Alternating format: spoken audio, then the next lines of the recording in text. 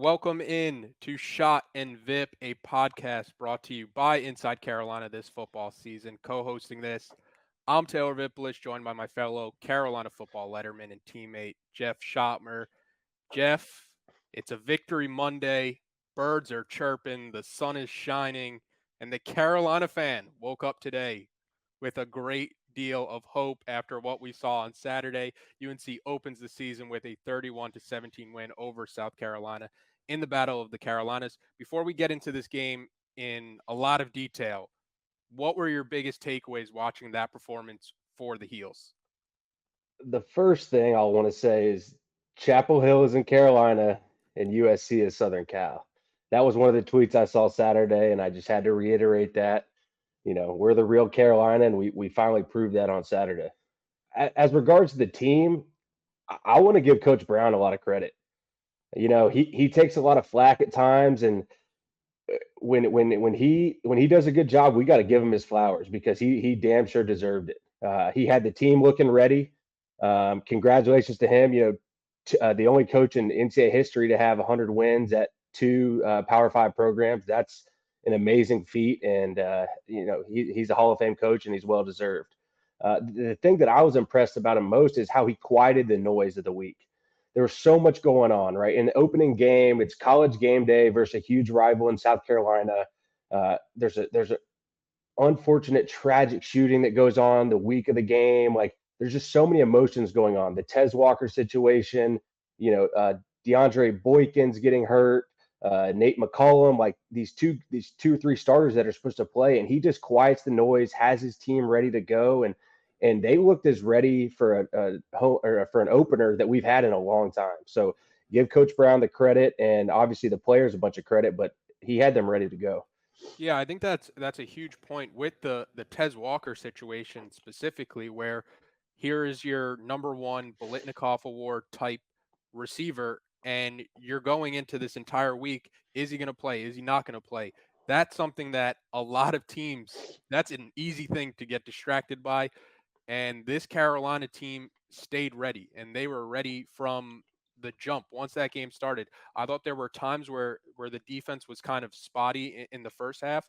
They had their moments where they looked really good, and then they had their moments where South Carolina was able to drive the ball. But even in the moments where South Carolina had success against the Carolina defense, a lot of those mistakes looked very easily correctable. The one I'm thinking of was Power Eccles and Elijah Huzzy kind of got a little miscommunication on passing a running back off to the flat that resulted in a big play. But the Carolina defense, they were the stars of this game. They were the talk the entire offseason about how they're the weakness of this team, how they're not really worth anything, how they're going to be the ones that are holding the defense back. They show up week one, 16 tackles for a loss, 9 sacks. What did you see defensively for Carolina? So I think for as long as the game of football exists, I think if you are the more physical team, you have a really good chance of winning the game. And I know football is trending in a different direction where people say it's not as physical and they're trying to take the physicality out of the game. But I think as long as this game exists, the most physical team is going to win the game. And we dominated last night, especially in the trenches. And the biggest thing for me that I want to just talk about was we had issues last year all across the board. We were a pretty good football team, but we had some glaring issues, and we spent all off season fixing those issues. Okay, and a couple of them I want to talk about where we were better in the trenches. Right, that starts with the O line and D line. We consistently knocked people off the ball in the run game, and we didn't allow pressure in Drake's face. We let up one tackle for loss and 0 sacks.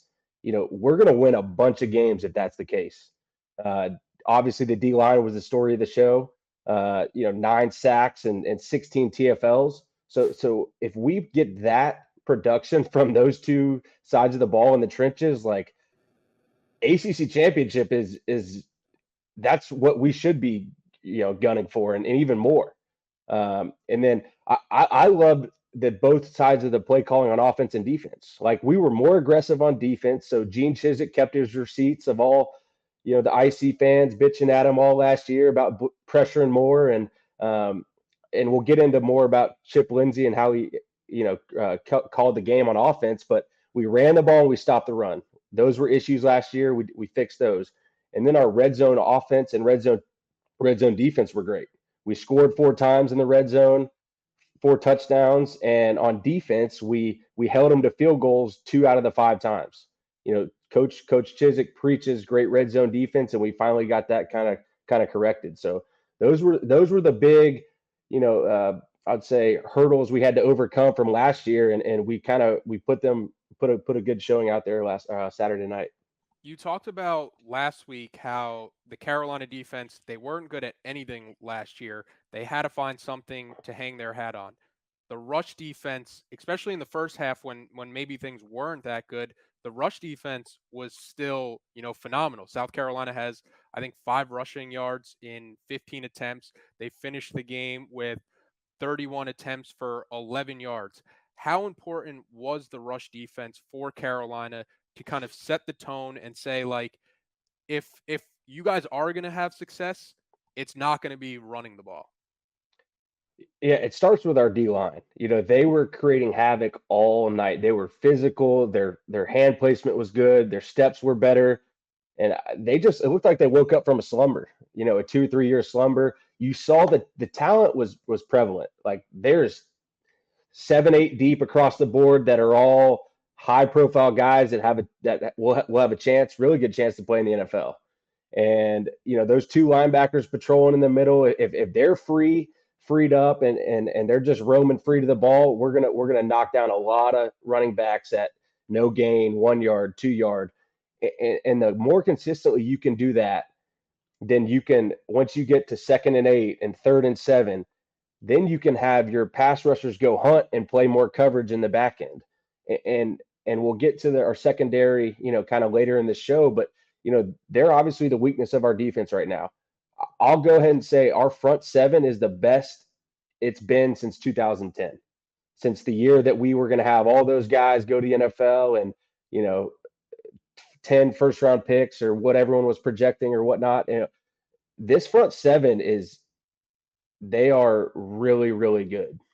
And that's kind of been the disconnect with this team, where you look at their rankings, you look at their size and stature and how everybody on that front 7 looks like a first guy off the bus. So when we see the defense last year, I think that's what led to such frustration, being like, this Carolina defense should be a lot better. Maybe they're not going to be what they were on Saturday night for the entire season. 9 sacks a game is going to be something that's pretty tough to replicate, but the talent is there. And what I'm just curious, what do you think it's been like for this group, where the past 8 months since the Oregon game, they have to hear that they are the weakness, and how do you think that kind of fueled that performance on Saturday?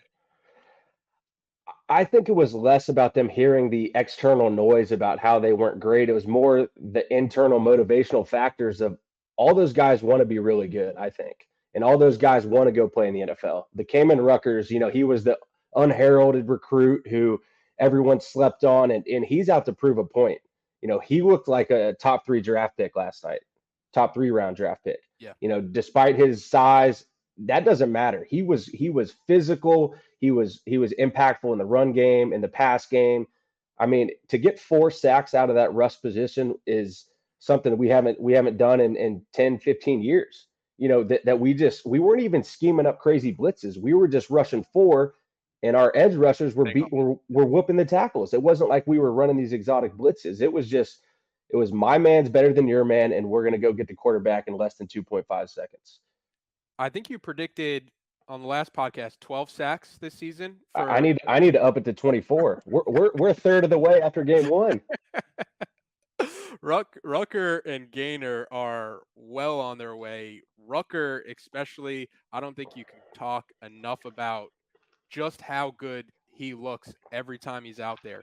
You kind of talk about him being under recruited, or people are overlooking him because he might not have the size and stature of somebody like Des Evans, but when you watch the film and you just isolate where 25 is, it is so impressive, the things that he's doing out there. And I think one thing I've also wanted to push back on, it really hasn't been coming from the UNC fans, but some people are like, oh, South Carolina's offensive line isn't that good.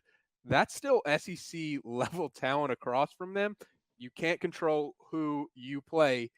And we saw this North Carolina defense struggle against App State last year, against Georgia State.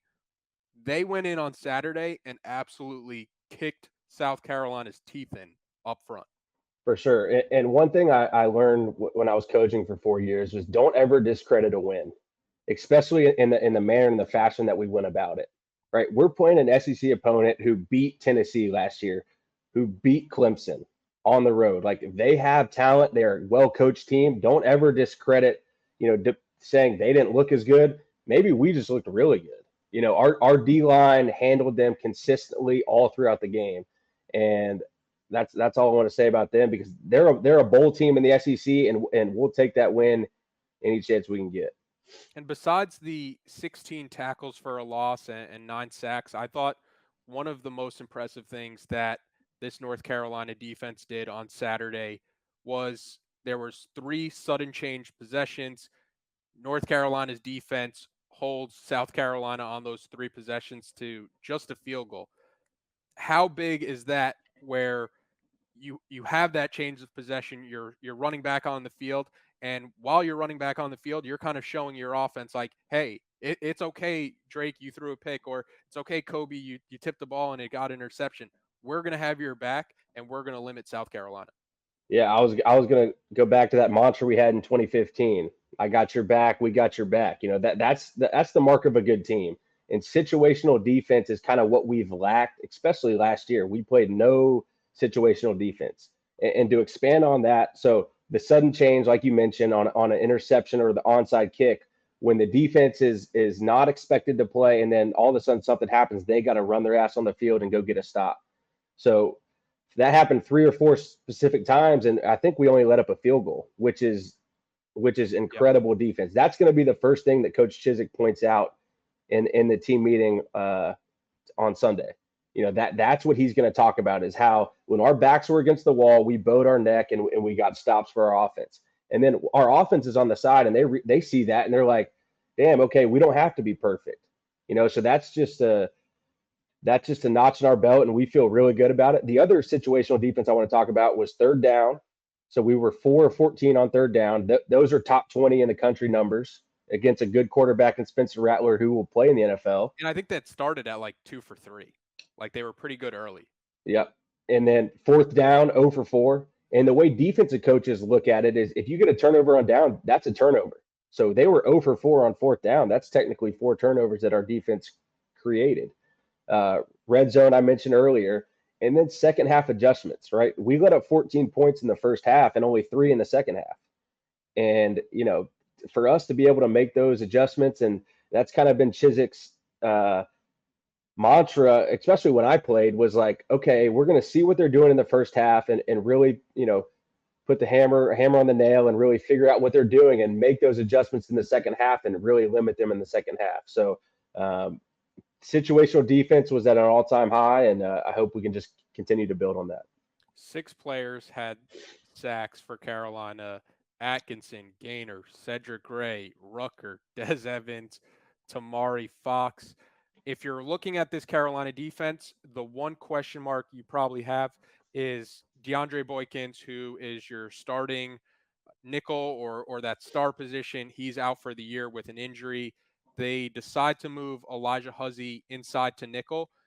In a Chiswick defense with your experience, what's your thoughts on maybe why Carolina moved Huzzie inside and why not just keep him at corner and bring somebody else to that star position?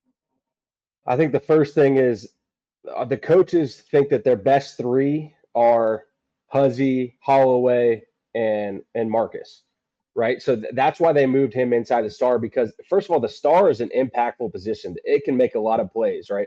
The star can cover, it can blitz, it's got to play zone defense, man defense, got to cover the slot. It's got to be able to do it's a very versatile role. And I think they trusted Huzzie to do that. And I mean, you see in the opening snap of the game, he comes up and makes a TFL and sound tackle. And he is, I mean, he gets up, and that looked like the best tackle we've seen from a secondary member in a couple years, right? Great technique, and drove the guy back. And I was like, damn, we really got something here. I think I was proud of the corners and how they hung in there. Holloway got beat on a couple jump balls, but he's young. He looked like he had that dog in him where he was just, look, he got beat once or twice and it didn't phase him. He competed the whole game. He didn't hang his head.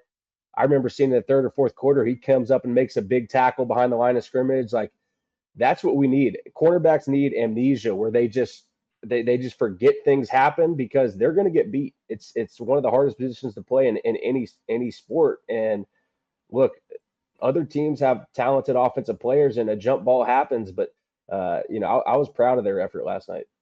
Yeah, and the biggest thing moving forward for this defense is going into the App State game, going into the Minnesota game.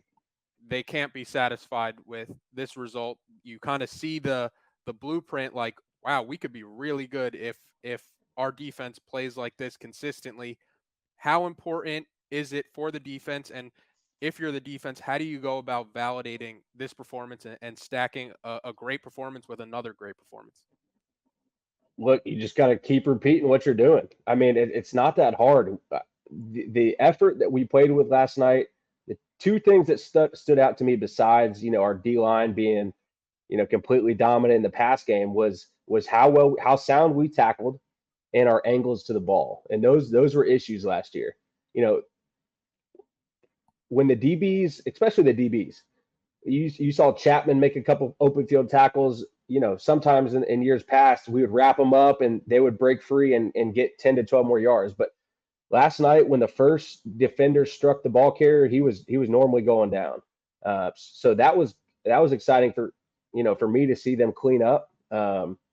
But how they expand on this, and they just keep doing it over and over and over and over again. And it can get monotonous and boring, but that's the sign of a good defense. Is just you don't flinch, you go back to work. You obviously pat yourself on the back for that performance, but look, next man up. Let's do it again. Let's go get seven sacks again next week. Was it ever tough for you in the 2015 season as the team was getting more success, or did you notice anything ever where when we were having more success, it was harder to, replicate those performances? Or was it more, we had a taste of success and we wanted more of that? Yeah, I think when you have success, your confidence grows as a player and as a unit and as a team.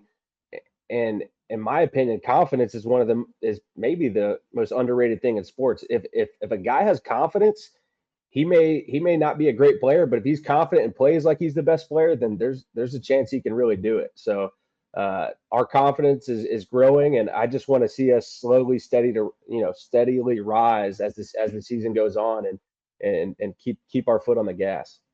Looking at the offense and switching sides, where it feels like we knew what we were going to get with the offense. Maybe I don't think anybody expected the defense to carry North Carolina as much as they did. They were certainly going to play a factor in whether or not Carolina lost, but in terms of actually carrying Carolina over the line, it was the defense, which is surprising with Drake Maye. I think the first point we should probably touch on with the offense is just how do you think the debut of new offensive coordinator Chip Lindsey went? Because I understand why some people are frustrated. It's not as explosive as an offense. I think he was a bit handicapped without Tez Walker and without Nate McCullum. But I was very encouraged by how creative North Carolina's offense looked. They went five wide and empty personnel more than I can ever remember. You had running backs split out wide. You had the Wildcat. They were shifting the pocket for Drake Maye. You had reverses to get speed and space.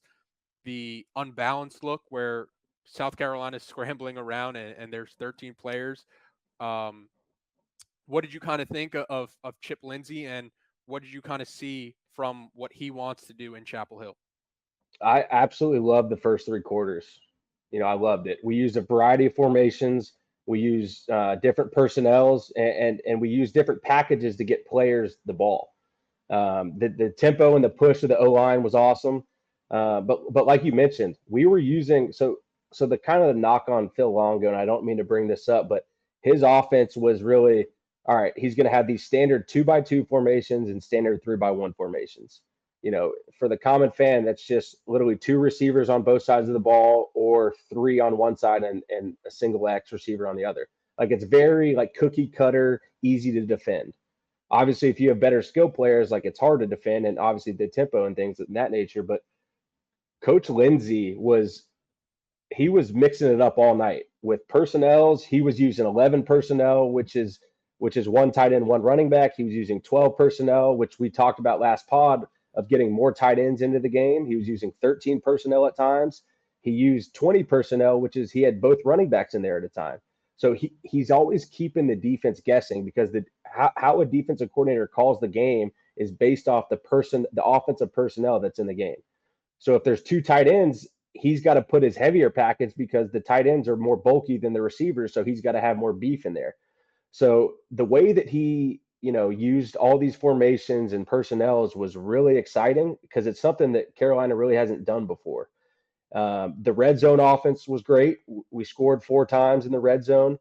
The thing that I liked is early in the game, he schemed up packages for players. Like Doc Chapman is apparently this really, fast, speedy guy that we have. And we ran 2 plays for him in the first quarter to get him the ball. I think one was kind of reverse, and then the other was like a jet sweep. We also threw Petaway in the game at time, and we threw him the ball in the flat. But like we're putting different players in the game, and we have plans for them, which I love to see. The last plan that we implemented was after Gavin Blackwell had 2 drops early in the first half, we kind of went to our security blanket and put all the tight ends in the game and flexed them out like it was an 11 personnel formation. And they're the security blanket for Drake. So we kind of replaced the receivers with our tight ends, put those guys in the game. There were some mismatches, and then that way we got our drives going. So I loved what we saw from Chip Lindsey. I think late in the third, early in the fourth, I think we should have just ran the ball and tried to run out the clock. But look, that was their first time together as an offense, and they're only going to get better. But I'm really encouraged with what we saw out of him. Yeah, and the most encouraging part is when you look at what North Carolina was doing with that level of creativity, and now you start thinking about if the NCAA fixes their mistake and lets Tez Walker play, you get Nate McCullum back from an injury, and all of a sudden this offense is cooking with gas. I thought one of the things that was pretty good to see was Gavin Blackwell has 2 pretty not the second one. The first one was contested. It On was a fourth lot. down, Yeah, it was a lot yeah, tighter than I think people probably thought. It's one that if you ask him, he should have caught. The second for one sure. was a little bit behind him when South Carolina's playing, like a drop coverage on a 3rd and long. He I should have like, caught that one. yeah, he should have caught it. If it hits your hand as a Yeah, receiver, you're gonna think you should catch it. But if he catches it, it's just a shorter 4th down attempt or a shorter field goal attempt. But I was encouraged by Drake Maye and North Carolina's offense staying confident in him, knowing that, hey, we don't have Tez Walker, we don't have Nate McCullum. We're probably going to need Gavin Blackwell to come back in this game and make a big play. And he does make that big play where where he makes a diving catch on the 1 yard line. Carolina goes hurry up with South Carolina kind of scrambling, and Omarion Hampton comes in and kind of cleans it up. I thought the biggest thing with Tez Walker and Nate McCullum's absence, it kind of highlighted why North Carolina went out in the transfer portal and identified those guys as priorities for this offense and what they can do with all their weapons available at Chip Lindsey's disposal. The other thing that I thought was really cool from this Carolina opening win offensively, British Brooks. I think British Brooks, from what I saw, British Brooks looks like the clear number 1 back for this North Carolina team. And I thought it was really impressive how, and I think it's the thing that kind of separates him and Hampton where they currently are right now.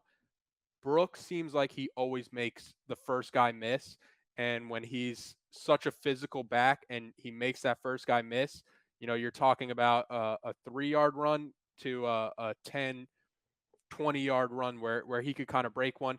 and just seeing him and how cool his story is, a walk on, misses the entire last year with a knee injury. I don't know if you saw the video on social media after the game of Of him him and and Mac. yeah, him and Mac, Yeah. and you could just see how much Mac Brown loves the players and how much the players love Mac Brown. But I thought that was a really cool moment for British Brooks to kind of have. I mean, I can't say enough good things about that kid. You know, he's from Gastonia, North Carolina, which is just outside of Charlotte. So he's playing in his hometown essentially for his hometown team.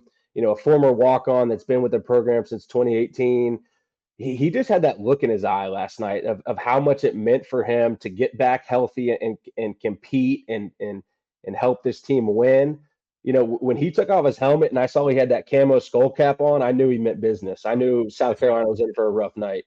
I mean, he did everything last night. He ran the ball well. He pass blocked as well as Javonte Williams did back in 2020, 2021.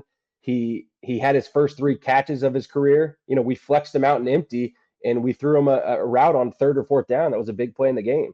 You know, he showed patience as a running back when we were running gap scheme runs of kind of letting the block set up, and then he hit the hole. You know, he looked like a complete back and a guy that will contend for all ACC honors as the year goes on. And he's the heart and soul of the team besides Drake Maye. I think he's kind of the emotional vocal leader, and Drake's obviously, you know, he's the head, he's the heart, but British Brooks, man, he is what an unbelievable story he has, and he's just getting started. Speaking of Drake May, he probably expects a better night. Not expect, not he probably. Drake May definitely holds himself to a higher standard, but I still thought he showed flashes at times where it was like, wow, this quarterback is different. There was like a 4-yard completion to JJ Jones, but it was like across field, like with zip to the sideline, where it was like there aren't too many people in the country that can make that throw. He has the 2 interceptions, but for the interceptions he has big completions to Gavin Blackwell. He has Copenhagen for a touchdown. There was the one where he scrambles around when South Carolina only rushes 2, and he finds Bryson Nesbitt for a first down conversion. And I thought one of my favorite plays was Copenhagen's touchdown, where Drake May is getting pressured and kind of off his back foot. He has such confidence in his tight end. He's just like, I know he's down there somewhere. Let me just throw it up and let him make a play. What did you think of 10 out there? 10 is, I mean, he's special, man. The thing that I was most encouraged about was our team didn't make Drake play hero ball last night. We still won by 14, you know, and we could have won by a lot more, honestly. But Drake, I think he was awesome other than 3 throws. The 2 interceptions he probably wants back. I think one of them, you know, the tip ball to Pace Hour was 50-50.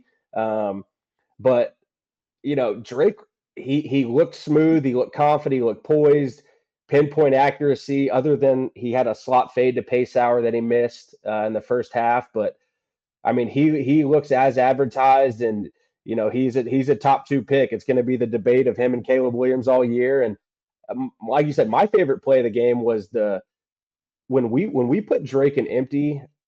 I couldn't be happier. I know it's going to be a successful play because there's 2 things about it. Drake, when he stands back there, he's so tall, he sees everything so well because the defense has to identify themselves, right? With all the receivers flexed out wide, the safeties can't really disguise what they're doing. The linebackers can't disguise their blitz well. So Drake, the 2 best parts of his game are his cerebral ability to process defense and know exactly where the ball goes on any given defense, and then his God-given ability. So if Drake knows exactly where the ball's going pre-snap and post-snap, he's going to get it done. So Drake on that touchdown to Copenhagen, right? It's a cover 0 blitz and empty. He sees everyone walked up on the line. He knows that his 5 offensive linemen can account for 5 of the blitzers, and the 6th blitzer is on him. So he's got to get rid of the ball before the blitzer gets to him. So what does he do? He knows where the free blitzer's coming from. He drifts away from him, buys Copenhagen enough time to get down there, and then throws the ball up and lets his receiver go make a play, and then takes a shot. You know, like that's high level NFL stuff that he's doing in his second year starting, and I can't tell you how lucky we are to have that guy. Yeah, and The other person that we probably, I mean, there's so many people that you can mention. I feel like when we do these kind of podcasts after wins, people come out and they're like, wait, what about this person? What about this person? You didn't give that person credit. I thought Kobe Paysour did a great job filling in for Nate McCollum on kind of short notice. And Paysour seemed like he was the only person that was creating separation with any sort of regularity. And for this North Carolina team to kind of reach their full potential offensively, I do think they need somebody to stretch the field vertically. The good thing is that they do have that person on the roster. The NCAA just has to get their stuff in order when everybody from the TV broadcast to college game day to anybody with eyes who looks at the situation is like, Tez Walker should be playing. Tez Walker would be that guy for Carolina, I think, where once you insert him into the lineup, you're like, okay, this offense is at a completely different gear. And the only thing, I have something to nitpick, but it's like when we were playing where it's like when you win games, it's a lot easier to be coached up harder Yep. because you have success and you see that success. The only thing that I remember thinking during the game that I didn't agree with what North Carolina was doing was the clock management to end the first half where Cedric Gray gets a sack with like 110. North Carolina has 3 timeouts. I understand the thought, like just go into halftime with the lead, but when you have a Patrick Mahomes or Josh Allen, you want to get them as many opportunities on the field as possible. And 110 in college with the clock stopping on first downs and with they would have 2 timeouts. It felt like they should have gave Drake Maye another opportunity there. I couldn't agree more. I don't care if it's 20 seconds. We try to find Drake, get a chance to have Drake with the ball in his hands. Can only, you can't have enough possessions with that guy. We can score in 2 plays with him. So I think maybe what happened was on the head coach's headset, he's talking to the offensive coaches, the defensive, and the special teams. And I want to give Coach Brown a pass. Maybe he was like flipped over on the defensive side because normally when the defense is on the field, he's on their channel, so he's talking to the coaches. So maybe I don't know, maybe something got lost in translation. But look, the players make mistakes, coaches make mistakes, and Coach Brown, I hope, can get that corrected for the rest of the year. Because yeah, that's another. We talk about the middle eight portion of the game being one of the most critical pieces of the game. The last 4 minutes of the first half and the first four of the second half, and that was another opportunity to steal a possession, put our foot on their neck because we knew we were getting the ball in the second half. Obviously, that didn't turn out great, but That's the other thing I guess we could nitpick. Everybody in that building could feel the onside kick coming, yeah, and even we, Mac we Brown we said it. talked about it. We talked about it last podcast. We said Beamer ball, and they love doing tricks on special. Pete Limbo's an unbelievable special teams coordinator for South Carolina. So I don't know. I thought those were the only two things I kind of made a note of things that you could nitpick, but it's tough to nitpick when Carolina. There were so many questions about this team going into the season, and for the large part, they answered a lot of those with flying colors. Carolina back in action this Saturday, the home opener, uh, the rare 5:15 kickoff. ACC Network against App State. App State, um, they're a good team in the Sun Belt, but with the level of talent that Carolina has, this is going to be a big one for them to kind of make a statement and validate this performance. But Schott, man, appreciate the time and appreciate everybody who's watched and listened. Appreciate you guys, Vip, as always. It's a pleasure, and let's keep this train rolling.